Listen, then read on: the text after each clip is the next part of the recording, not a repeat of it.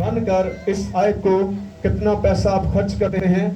ایک چھوٹی سی فلیکس بنائے, میرے خیال 150-200 کی یہ آیت آپ کے لیے پرنٹ ہو سکتی ہے, اور اس کو گھر جا کر اپنے گھر میں لگا دیں تاکہ آپ کو یاد رہے کہ خدا کو میں کیسے پسند آ سکتا ہوں. بڑے خوبصورت کپڑے پہنا کر آپ خدا کو متاثر نہیں کر سکتے. اچھی جوتیاں پہن کر, اچھا فیشن کر کے آپ خدا کو متاثر نہیں کر سکتے. خدا کیسے متاثر ہوتا ہے؟ وہ جب آپ کا ایمان دیکھتا ہے. دیکھیں اس بات کو, چھٹی آیت, اور بغیر ایمان کے اس کو پسند آنا ناممکن ہے. سارے بولیں, پڑھے میرے ساتھ, اور بغیر ایمان کے اس کو پسند آنا ناممکن ہے. کیا لکھا ہے؟ ناممکن ہے. کتنی بڑی سچائی ہے, کتنا بڑا مکاشفہ ہے, تاکہ آپ دھوکے میں نہ رہیں. ابلیس دھوکے باز ہے, وہ آپ کو دھوکے دے رہا ہے. تیرا ایمان بڑا, بڑا ایمان, بڑا ایمان ہے. کہاں ایمان؟ کہاں ہے؟ آپ کے ارد گرد کتنے لوگ روز مر رہے ہیں. آپ کا ایمان ہے تو انہیں بچائیں, کیونکہ خدا آپ کے ایمان کے ذریعے سے لوگوں کو بچانے کی بچانا چاہتا ہے. شاگردوں نے اس ایمان کو استعمال کیا اور تہلکہ مچایا. آج ہمارا ایمان کیا ہے؟ کیا ہے؟ اس کا مقصد یہ اور ہے. دنیا کی چیزوں کو حاصل کرنے کا ایمان ہے. کوئی روحوں کا فکر نہیں ہے. دنیا کا مال حاصل کرنے کے لیے ہم سب کچھ کرنے کی کوشش کرتے ہیں. تو خدا کیا کہتا ہے؟ اور بغیر ایمان کے اس کو پسند آنا کیا ہے جی؟ سارے بولے کیا ہے؟ اونچی ساری بولو کیا ہے؟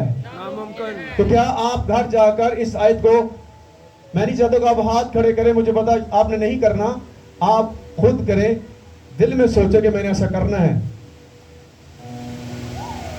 اگر آپ ایسا کریں گے تو میں آپ کو بتانا چاہتا ہوں, آج سے آپ کا ایمان بڑھے گا, کیونکہ آپ نے سچائی کو جان لیا ہے. کیوں دعاؤں کا جواب نہیں مل رہا؟ خدا تو یہ کہتا ہے جو کچھ تم دعا میں ایمان کے ساتھ مانگو گے وہ تمہیں ملے گا اور مل جائے گا. پھر بات وہی کی ہے, ایمان میں کتنی دعائیں کرتے ہیں, 24 گھنٹے, گھنٹہ دعا, لیکن اثر کوئی بھی نہیں. کیوں؟ کیونکہ وہ بغیر ایمان کے ساتھ دعائیں کی جا رہی ہیں. آج آپ کو سوچنا ہوگا, سمجھنا ہوگا. خدا کہتا ہے ایمانداروں کے درمیان معجزات ہوں گے. اگر آپ ایمان کے ساتھ چل رہے ہیں تو پھر معجزہ ہونا ضروری ہے. یہ اس کا پروف اور اس کا ثبوت ہے جس کا خدا نے ذکر کیا ہے. اس لیے کہ خدا کے پاس آنے والوں کو کیا کرنا ہے؟ ایمان لانا چاہیے کہ وہ موجود ہے اور وہ اپنے طالبوں کو بدلہ دیتا ہے. آمین, ہاللویا. وہ اپنے طالبوں کو کیا کرتا ہے؟ بدلہ دیتا ہے. آخری والا دیکھتے ہیں, لوکا کا انجیل اس کا 18واں باب اور اس کی چند آیات پر ہم غور کرتے ہیں. بات ہو رہی ہے ایمان کی. خدا یہ سٹیٹمنٹ دے رہا ہے ان لوگوں کے لیے جو ایمان رکھتے ہیں. ایمان رکھنے والوں کی بات ہو رہی ہے. 18واں باب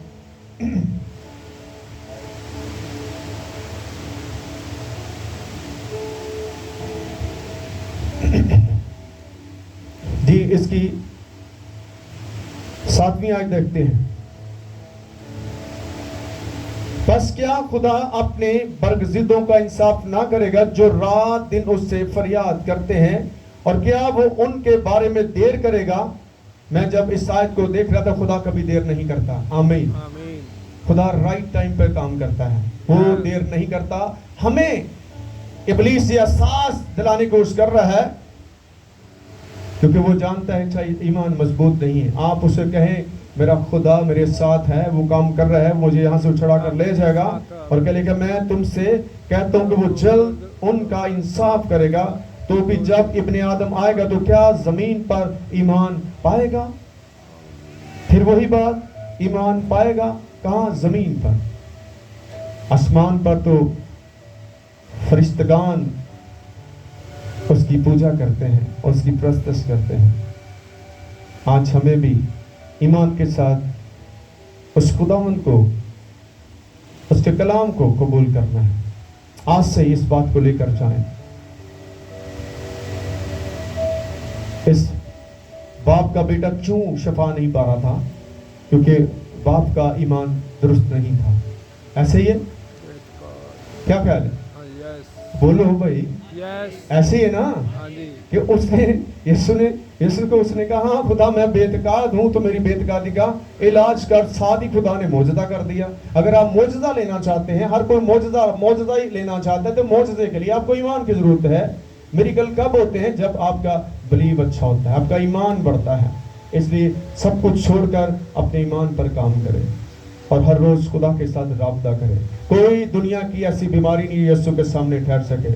मैं ईमान के साथ ये डिक्लेयर कर रहा हूँ, कोई ऐसी बीमारी नहीं है। यीशु ने सब कुछ करके दे दिया आपको। अब ईमान रखें और उसकी शफा को कबूल करें और मोजज़ात को रिसीव करें। खुदावंद आपको और मुझे इस कलाम के वसीले से बरकत है। God bless you.